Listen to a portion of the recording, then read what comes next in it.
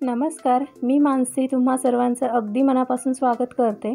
आज आपण डुबुक वड्यांच्या भाजीची रेसिपी पाहणार आहोत। काही ठिकाणी या भाजीला गोळ्यांची आमटीसुद्धा बोलतात। तर त्यासाठी इथे मी एका प्लेटमध्ये 1 वाटी बेसन पीठ घेतले।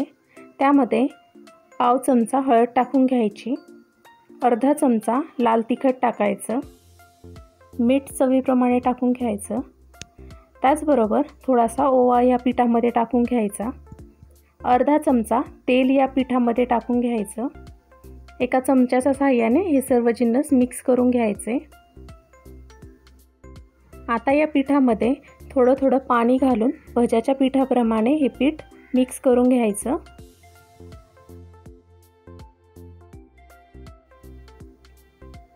इतपत घट्टसर असं हे पीठ भिजवून घ्यायचं। आता भाजीसाठी लागणारं वाटण तयार करून घेऊया। त्यासाठी इथे मी गॅसवरती कढई गरम करायला ठेवून त्यामध्ये 2 चमचे धने व 2-3 चमचे किसलेलं खोबरं घालून घ्यायचं। हे धने व खोबरं तेल न टाकताच मीडियम फ्लेमवरती भाजून घ्यायचं।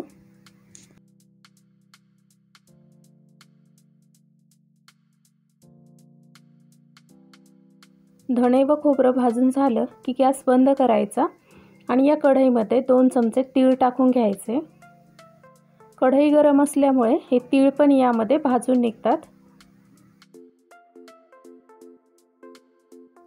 1-2-3 मिनिटं हे तीळ याच्यामध्ये भाजून घेतले की हे धने, खोबरं व तिळाचे मिश्रण एका प्लेटमध्ये काढून घेऊन पूर्णपणे थंड करून घ्यायचं।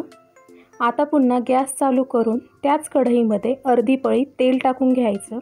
इथे मी मीडियम साईजचे 2 कांदे अशा प्रकारे कट करून घेतलेत, ते या तेलामध्ये टाकून परतून घ्यायचे।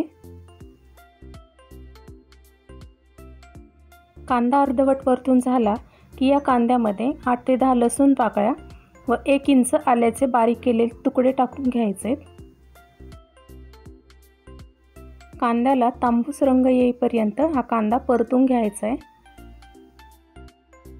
कांदा तांबूस रंगावरती परतून झाला की गॅस बंद करून पूर्णपणे थंड करून घ्यायचं। आता इथे मी एक मिक्सरचं भांडं घेतले। या मिक्सरच्या भांड्यामध्ये हा भाजलेला कांदा घालून घ्यायचा। त्याचबरोबर धने, खोबरं व तीळ याचं मिश्रण या भांड्यामध्ये टाकून घ्यायचं। आता यामध्ये थोडंसं पाणी घालून याचं बारीक असं वाटण तयार करून घ्यायचं।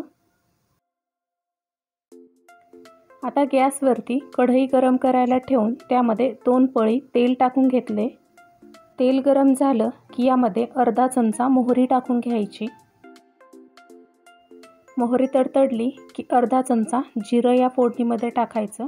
त्याचबरोबर 5-6 कढीपत्त्याची पानं टाकून हे तयार वाटण या फोडणीमध्ये टाकून घ्यायचं।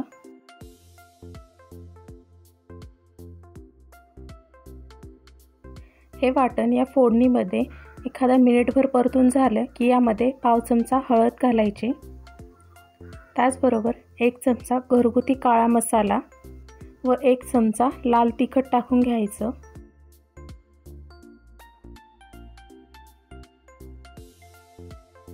तेल सुटेपर्यंत हे मसाले परतून घ्यायचे।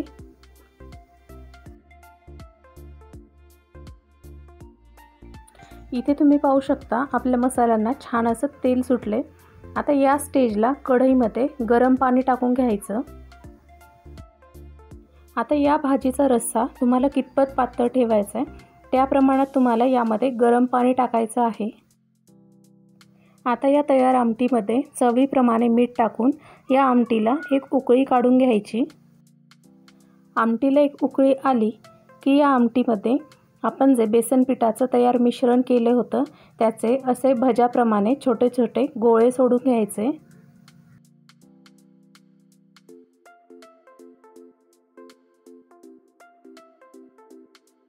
हे वडे या आमटीत सोडून झाले की गॅसची फ्लेम मीडियम ठेवून आणखी 7 ते 8 मिनिटं ही भाजी शिजू द्यायची।